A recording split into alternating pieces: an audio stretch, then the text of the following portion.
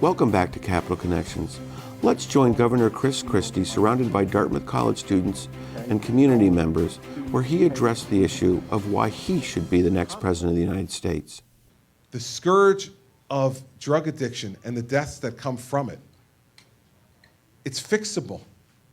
It's fixable, but we got to treat it as a disease and not as some moral failing. And that's why, this video that we put out, that we didn't put out, Huffington Post put out, from a town hall meeting I did here in New Hampshire. They put it up last Friday. It's 5.5 minutes or so long. It's long by internet standards. And when I walked in today, right before I walked in, I checked on there, on the Huffington Post and Facebook site. Since last Friday to this Friday, 6.8 million views of that video. That doesn't say anything about me. It says something about what the American people think of this problem. They're scared, and they want help and want answers. And we got to take the stigma away from this. That's why in that video I talk about my mom, who was addicted to smoking, and who after over 55 years of smoking, eventually got lung cancer, and it killed her. And no one ever said to me when my mom was diagnosed with lung cancer, well, listen, she's known since 1964 in the Surgeon General's report that smoking was bad for her and could cause lung cancer, and she continued to smoke, so she made a choice and she got what she deserved, Chris. We're not going to treat her. No chemotherapy, no radiation, no medication. Let her die. Because she made a choice and she got what she deserved. No one said that to me, nor would you think of saying it to a friend who got cancer because they smoked. I watched my mother with gum and patches and hypnosis and all kinds of things to try to quit smoking, and she just couldn't quit. It was a disease. She was addicted to nicotine. We got to understand that everybody makes bad choices, right? I can't imagine that there's a person in this bar tonight that hasn't made a bad choice. In fact, when I look at some of you, you're on your way to bad choices tonight. Really bad choices. That tomorrow morning you'll wake up and go, I can't believe I did that. Did I do that? Right? We've all made bad choices, all of us. The lucky thing is that we didn't make a bad choice about drugs.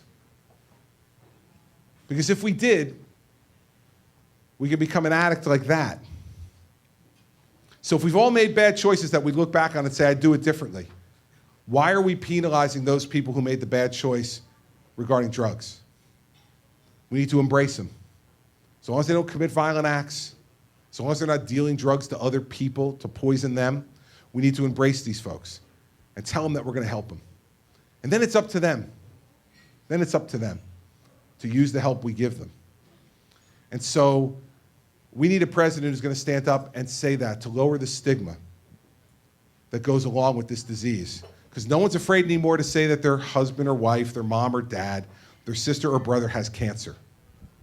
But how reluctant are people to say, I have a son or daughter or a husband or wife who are addicted to drugs? Because somehow we think it reflects on us. It doesn't. We got to let go of that. I can't believe that when I walked in here, I got met by a couple who lost their son to a drug overdose this week. And they saw the video and they came up to me and said, thank you for what you're saying, what you're talking about. We lost our son this week to a heroin overdose, 23 years old. I have 4 children. 22, 19, 15, and 12. I so admire those people. I don't know how I'd put one foot in front of the other if I lost one of my children. I don't know. I assume I would, but I couldn't tell you how. Those folks need to know that we're going to work harder as a country to make sure that there are not more folks like their son. Because I end that video by saying, there but for the grace of God go I. And man, every one of us should say it. There but for the grace of God go I. There but for the grace of God, I didn't make that decision. and we need as a country to do better. So we're going to talk about that a lot in this campaign. We've been talking about it a lot. We're going to continue to. When Capital Connections returns, we'll head back to the Salt Hill Pub, where we'll hear Governor Chris Christie talk about education. So please stay with us.